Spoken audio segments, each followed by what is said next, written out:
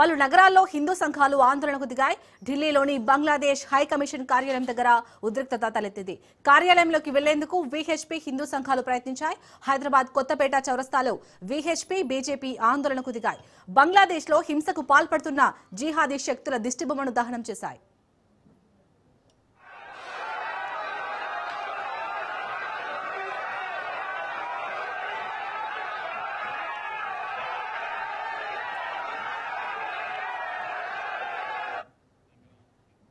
ఇక బంగ్లాదేశ్ లో అయితే హిందువులపై దాడులకు నిరసనగా ఇటు భారత్ లో అయితే నిరసనలు వెలువెత్తున్నాయి. దీనికి సంబంధించి పూర్తి డీటెయిల్స్ మా ఇన్పుట్ ఎడిటర్ శ్రీకాంత్ అందిస్తారు. శ్రీకాంత్, మన మార్నింగ్ నుంచి చూస్తున్నాం అక్కడ ఢిల్లీలో కానీ ఇప్పుడు హైదరాబాద్ లో కూడా బంగ్లాదేశ్ లో హిందువులకు సంబంధించి దాడులు జరుగుతున్నాయి. వీటిని అరికట్టాలంటే ఎవరెవరు ఇన్వాల్వ్ కావాలి, అసలు ఎలా చేయబోతున్నారు? అప్డేట్స్ ఏంటి? Shalini, good afternoon. So Bangladesh మొత్తం కూడా ఒక అగ్నిగుండంలా మారుతున్నటువంటి పరిస్థితి కనిపిస్తోంది.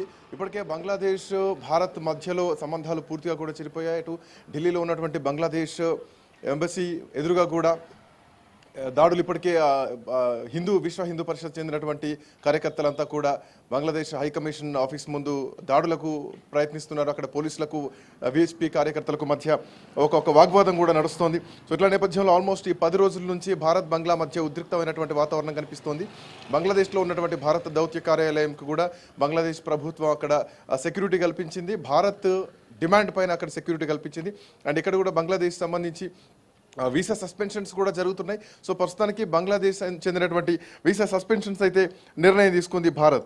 సో భద్రతా కారణాలను చూపిస్తూ భారతదేశంలో ఉన్నటువంటి బంగ్లాదేశ్ హైకమిషన్ తన వీసాకు సంబంధించితో పాటు కాన్సులర్ సేవల్ని కూడా ప్రస్తుతానికి తాత్కాలికంగా అయితే నిలిపివేసింది. అయితే ఈ సస్పెన్షన్ మళ్ళీ తను బంగ్లాదేశ్ ప్రభుత్వం ఆదేశం ఇచ్చేంత వరకు కూడా అమల్లో ఉంటుంది. మరోవైపు అటు అగర్తలో ఉన్నటువంటి బంగ్లాదేశ్ కాన్సులేట్ కూడా గతంలో వీసాలను నిలిపివేసింది. అండ్ మోరోవర్ మొన్న శనివారం రోజు హైకమిషన్ బయట జరిగినటువంటి నిరసనలు ఏవైతున్నాయో ఆ నిరసన నేపథ్యంలో హైకమిషన్ నిర్ణయం తీసుకుంది.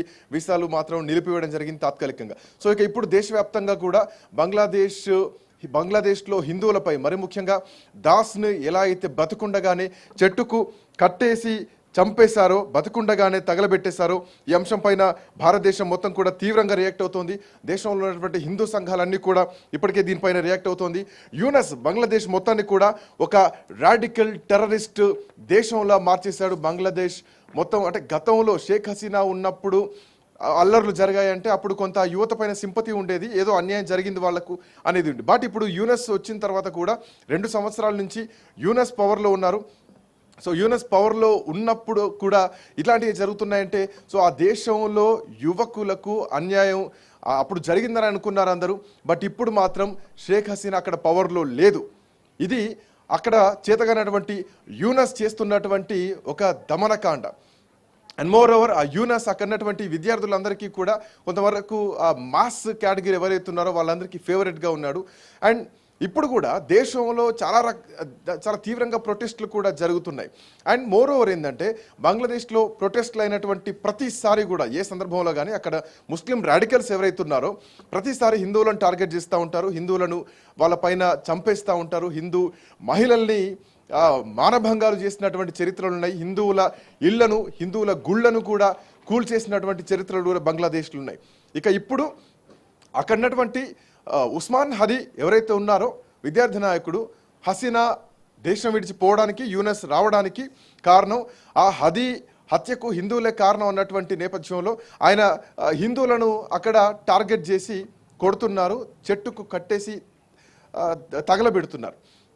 మోరోవర్ అక్కడ కామెంట్స్ కూడా చేస్తున్నారు. అంటే హిందువులు ఇక్కడ బ్రతికేటువంటి పరిస్థితి లేదు అంటూ కూడా మాట్లాడుతున్నారు. అండ్ ఇక్కడ 7 సిస్టర్ స్టేట్స్ ఏవైతే ఉన్నాయో వాటిని కూడా మేము ఖచ్చితంగా ఆక్యుపై చేస్తామంటూ బల్లగుద్ది మాట్లాడుతున్నారు. అంటే ఖచ్చితంగా ఒక టెర్రరిస్ట్ యాక్టివిటీ కామెంట్స్ ఎట్లయితే ఉంటాయో మనం చూడొచ్చు. పాకిస్తాన్ ఏదైతే కాశ్మీర్ విషయంలో కాశ్మీర్ మా ఒంట్లో నరం లాంటిది అని చెప్పినటువంటి కామెంట్స్ ఉన్నాయో ఉగ్రవాదులు, అట్లాంటి కామెంట్సే ఈరోజు బంగ్లాదేశ్లో కూడా చేస్తున్నారు. 7 సిస్టర్ స్టేట్స్ కూడా మాయే అంటూ ఖచ్చితంగా ఆక్యుపై చేస్తామని మాట్లాడుతున్నారు. సో అంటే ఇక్కడ పాయింట్ ఏంటంటే వాళ్ళంతా జెన్జీ యువత కాదు, స్టూడెంట్స్ కాదు, వాళ్ళంతా ముస్లిం రాడికల్స్, ఉగ్రవాదులుగా అని చెప్పడంలో ఎట్లాంటి సందేహం లేదు. అక్కడ ఉన్నటువంటి వాళ్ళ వర్షన్ ఏంటంటే హిందువులను టార్గెట్ చేస్తున్నారు, బంగ్లాలో ఉన్నటువంటి హిందూ గుళ్లను, హిందూ హిందూ సమాజాన్ని కూడా అక్కడ చంపేస్తున్నటువంటి పరిస్థితి. అండ్ మోర్ ఓవర్ ఇక్కడ కూడా భారతదేశంలో కూడా హిందువులంతా మేల్కొంటున్నారు. ఇక్కడటువంటి హిందువులంతా కూడా మేల్కొంటున్నారు. ఇది హిందూ దేశం. అక్కడ ఏ ఒక్క హిందువుకు ఇలాంటి పరిణామం మళ్ళీ ఎదురైనా కానీ ఖచ్చితంగా దీనిపైన సీరియస్ రియాక్షన్ ఉంటుందంటున్నారు. అండ్ మోర్ ఓవర్ ఇక భారత్ నిర్ణయం ఎట్లా ఉంటుంది ఏంటన్నది చూడాలి. సో ప్రస్తుతానికి మాత్రం ఉద్రిక్తమైనటువంటి వాతావరణం నడుస్తుంది. అయితే బంగ్లాదేశ్ చేస్తున్నటువంటి ఎలిగేషన్ ఆరోపణ ఒకటే, షేక్ హసీనా భారతదేశంలో ఉండి రెచ్చగొట్టేటువంటి ప్రకటనలు చేస్తోంది బంగ్లాదేశ్లోని వాళ్ళు చేస్తున్నారు. బట్ అట్లాంటి వాటికి ఎక్కడ కూడా సరైనటువంటి ఆధారాలు లేవు.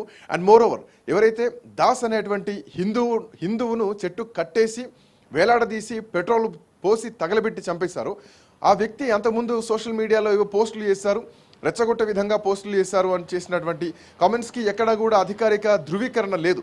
అక్కడటువంటి అధికారులు ఒప్పుకోవడం జరిగింది. మరోవర్ వాళ్ళపైన కేసులు పెట్టడానికి కూడా ఆల్మోస్ట్ 2 రోజుల సమయం తీసుకున్నారు. 2 రోజుల తర్వాత వాళ్ళపైన భారతదేశం నుంచి వచ్చినటువంటి ఒత్తిడికి లోనై ఆ తర్వాతనే కేసులు పెట్టారు తప్ప అప్పటి వరకు ఎట్లాంటి కేసులు కూడా లేనటువంటి పరిస్థితి. సో ప్రస్తుతానికి మాత్రం బంగ్లాదేశ్లో ఒక ఉద్రిక్తమైనటువంటి వాతావరణం నడుస్తోంది. బంగ్లాదేశ్లో జరుగుతున్నటువంటి హిందువులపై జరుగుతున్నటువంటి దాడికి భారతదేశం మొత్తం కూడా ఒక్క తాటిపైకి వస్తోంది. ఎక్కడ ఒక్క హిందువులంతా కూడా ఏకమవుతున్నటువంటి పరిస్థితి మాత్రం ప్రస్తుతానికి కనిపిస్తోంది. దీనిపైన ప్రభుత్వం కూడా చాలా సీరియస్ గానే ఉంది. Right, thank you Srikanth.